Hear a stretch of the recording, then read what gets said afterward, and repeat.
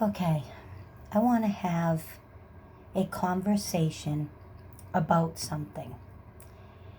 And I'm going to step back from any current platform I may want to discuss or talk about in the future because I want to step back to something further in the past, so long ago that it needs to be addressed, to see where I'm going with this. Or else you truly wouldn't understand, when I do another video another time, because this points from point A to point B and how I get from place to place in life. So I want to talk about PTSD. I don't want to talk about complex PTSD, and I want to talk specifically about the PTSD that I had as a child, because I feel that any time I have discussed any negativity, and I do it in such a broad sense at times because that's to protect situations, people, privacy. I mean, my gosh, I can't tell people that I truly am peace, love, and kindness and care about people and want to do the right thing if I'm throwing them under a bus every second. So what I want to project is that things that I talk about that are current in the past 3 or 4 years of my life, and one could say 26 years, 25 years, you could play around with that number too. And you could certainly say the past 5, 6 months have been specifically something completely different. But childhood PTSD and traumas, because I grew up at 12 years old, basically on my own, and yada yada. A lot of people say, "Oh my gosh, the childhood trauma." Yeah, exactly. And that was childhood trauma. And it was addressed as a young adult, and it was addressed properly and in such a way that there really wasn't real PTSD from that ever. By the grace of God, I didn't have some horrific things happen to me, such as other people have. I think a lot of people are surprised that I didn't have a lot of sexual abuse as a child. Um, One event, and extremely minor, and certainly not from a family member. I think when you have, three fathers by the third grade, a lot of people assume a lot of things. But my childhood trauma, PTSD, that was a true PTSD, and something that many people do struggle with, was about drowning. And when I had drowned in the second grade. And many of the people that I known forever understand that my mother never took legal action because she was very young and had another child. And that when I spoke of this before, everybody and their grandmother chimed in personally to my so-called mother to find out what money she might have, gotten way the heck back then. That was about the time that I deleted half of my family, or three-quarters of it, if you remember.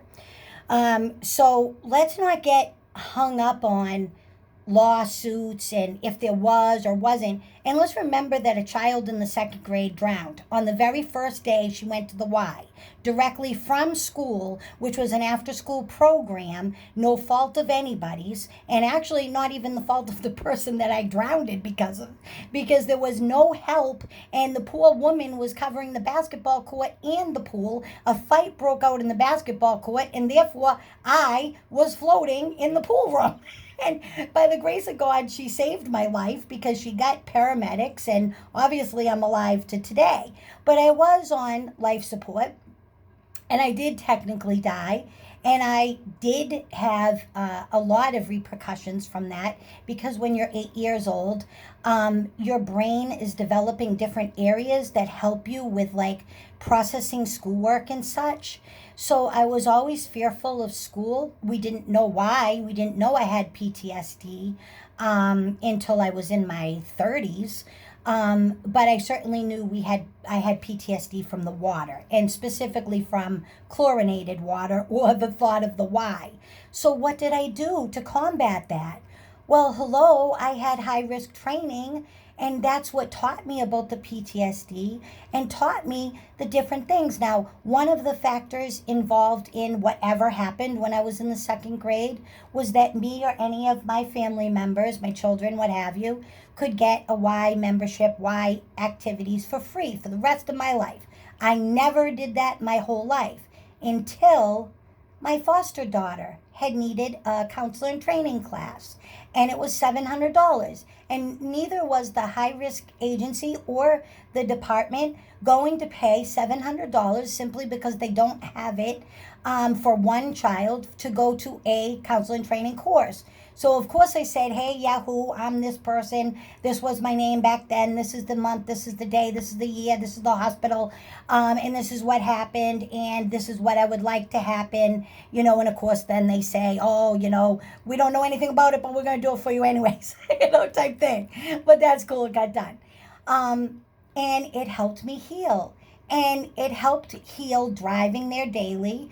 It helped heal having to smell the stuff. And that's how I dealt with it. I got jet skis. I went on the water and, yada yang, yada yang. I eventually can, jump in a wide pool. Those PTSDs might still come back if I was, say, I tripped, fell, hit my head, landed in a pool and suddenly became conscious that I was drowning. I would probably panic and I probably would have PTSD. But I'm not going to have it just by going to a pool or jumping in the pool or swimming or even sadly seeing someone else drowned. Because in those situations, I'm super cool and could help out best that I might be able to. So that's the type of PTSD that I want to talk about now, and how PTSD challenges each of us. Because obviously I was in the second grade and I wasn't really healed from this until I was pretty much closer to 40 than I was closer to 10. But there are people with different ideas about PTSD. Because I never had a problem talking about PTSD. It was always kind of like a thing. I always knew like 98% of the people had it. You could have it from former bosses. You could have it from former boyfriends. You could have it from the war. You could have it from a bad injury. You could have it from a, really bad childhood. You could certainly have it from sexual or war experiences. Most definitely that's the thing about PTSD that is the most unique, is that it is unique in every single person. Therefore, no one could ever be an expert on PTSD, ever, ever, ever. Because there are so many different forms and it's individual in each person, and every single person has a different brain. No, you don't even have the same brain as your mother or father or grandparent or sibling or whatever. It's all different. So therefore, that frustrates me, because of late, I have heard things about PTSD. Today, I happen to hear how people use their PTSD as an excuse. Another time, I heard how PTSD was drama. And another time, I heard about how people can speak with PTSD. Absolutely can speak. That is the God's honest truth according to these people, because most definitely, and we will put this on record, that people can speak with PTSD. They do it all the time. Well, that's what people don't understand. You cannot speak about the events or any events leading up to the triggering if you're talking about something that has triggered PTSD. I would not have been able to walk up to a swimming pool and dive right in without panicking and something happening to my heart or to my body, and being in a frozen fetal-like position, drowning to the bottom, and hoping and praying that a poor lifeguard could save me, because now I've just put them into this ridiculous situation that I've done something foolish and thrown myself into a PTSD situation without working through it properly. That's just ignorance. But then there are triggers where you can't help it. You just walk up to people and all of a sudden they might trigger you. So you try to avoid those people. And, or places, or things, or events. It's just different. But I'm curious And this is not at all on any kind of clinical or doctor level. God knows anybody has to, live your own life and seek your own thoughts of how to proceed with anything you might be feeling. And certainly, if you're feeling anything, anywhere is near, and gosh, I'm not going to cry when I say it, but if you're feeling anything as near as bad as PTSD or anything like that, please seek help, because honestly, it could save your life. And I wonder for many years why people have asked me to talk about different things, and PTSD has always been one of them because of my drowning. And now it seems that I have healed beyond anybody's expectations and beliefs. And honestly, you know what that is? It's because people stop believing in themselves. And that's honest God truth. Because medicine can take you so far. I was, by the grace of God, blessed to not have to go that route. But if you have to go that route, please do, and go by your doctor and your things. But for me, I was lucky. Not everybody is that lucky, and you have to do what is best for you to make you feel better. But the thing with PTSD is you got people that aren't educated on it, and nobody talks about it because they're all scared. Oh my God in heaven, don't tell anybody that you got something wrong with you. Wrong with you? Wrong with you? What the heck is wrong with you? In my case, I drowned. What do you think? That wouldn't be scary? You think dying in the second grade and your parents aren't around isn't a scary thing? Well, then you must be a robot. And if people are robots, then they're just living around medicated on everything under the sun, maybe more things than any doctor would ever prescribe, and they don't want to live life or feel life. And you have to feel life, and you don't have to speak. Nobody has to speak. Nobody. I am so sick of people saying, oh my God, Laura, we have to listen to you because you're the only one that talks. I wish everybody talked. I wish everybody talked. Because I talk to everybody, and what I've learned over the past 52 3/4 years is there is no perfect person, there is no perfect family, there is absolutely no idea of perfect in the whole world, and everybody has shit. And as much as the horribleness that I have gone through in my life, and this living hell I've lived in the past 6 months and 3 years, and you could say 25, I would never wish on anybody, but trust me, that is nothing compared to children with cancer, the Holocaust victims, people starving, people addicted because a doctor gave them a script and they didn't know they were going to become addicted. You know how many people are like that these days? It's sad. It's sad. And then they wonder why you say, geez, I'm afraid to do anything, and it's really tremendous that I had my grandfather who lived 99 years, never went to go see a doctor. When he did go to see the doctor, they told me he was dying. And he said, oh, the heck with this at 91 years old. Went home after they read him his rights and redid the whole flipping house. And that's exactly what he did. And he kicked out the visiting nurse too. And so I had a good role model. I wish and pray everybody had one and just one strong role model. It's wonderful if you can have 10, 15, 20. God, you are blessed. But I had one, and we didn't really see eye to eye on much of anything else except for how to live this life with some kind of integrity. I've been called lots of things in my life. I've been called lots of things. You don't be a street kid and have to grow up on your own and have to take care of yourself and fend for yourself and not be called a lot of names. You don't stay in the same town and look people eye to eye that thought nothing of you and then have respect years later. Then you turn around and you make such a stand for the goodness of everyone, and you get stabbed in the back, not 1, not 2, not 3, not 4, but I counted up to 9 times and I'm being kind, okay? You don't get that without having some kind of a strong background. And thank God I had my grandfather. And thank God this town means more to me, and my life means more to me, and my family and friends and the community and humanity means more to me than negativity. But this BS about PTSD, I'm really going to try to figure it out. I'm going to try to be able to figure it out of why everybody is so ignorant and blind to it. Because I don't think it's vindictive type, that everybody in the world seems to have a different idea of PTSD. I think it's absolute ignorance of it.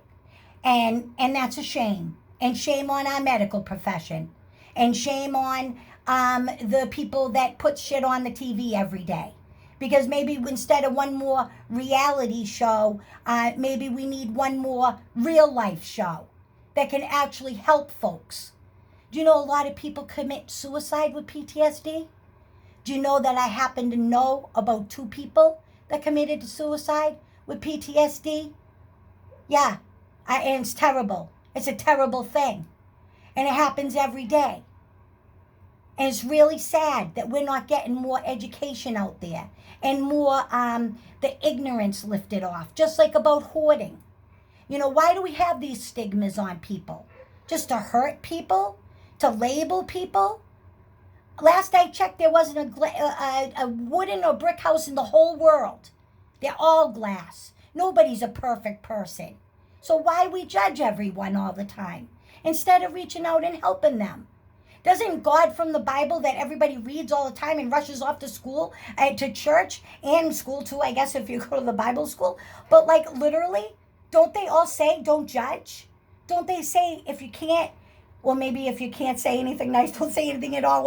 Maybe that wasn't the Bible. But you're not supposed to judge and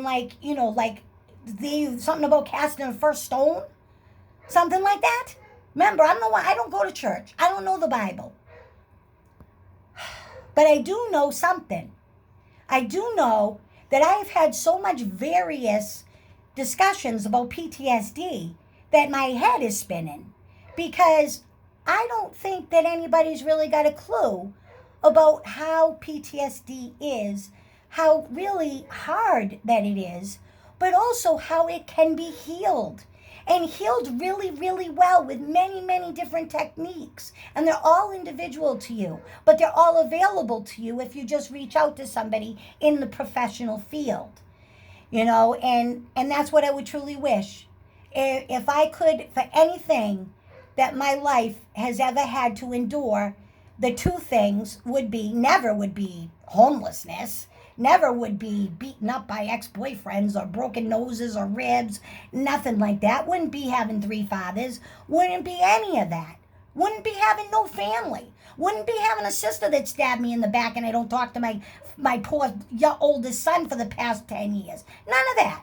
It would have been PTSD and fibromyalgia. Those 2 things are living hell. And fortunately, PTSD was a little easier for me than fibromyalgia. That's the devil. I'm convinced that's the devil. And the 2 hand in hand ain't no fun joke. But guess what? Every single day, you self-care, you pray, you seek whatever help you need, you listen to your own gut and what works for you, and every single thing God puts you through makes you stronger. And God bless you if you can come out of any bad event, any bad situation, any bad relationship, any bad family crap. It's all horrible when everybody blames somebody else and then that person's like, oh my God, the whole world's, everything's my fault. No, nothing's ever anybody's one fault. Everybody just wants to just be like, I'm perfect. Maybe this will be a better world when we all say, wait, we're all wicked broken and we need each other to heal. And that's why we're here on this earth. And that's what I really believe in my heart. And no one pays me ever to say that. No one endorses me to say that. And I certainly don't make no money to say that. And actually, I've gone through hell to be able to say that. And it's probably one of the things that keeps me going on in this life. Because someday I'm going to get upstairs and I'm going to see my grandfather in heaven. I can assure you that. And he's going to say, I taught you well. And I'm probably going to say, yes, you did. Have a good day. Be blessed.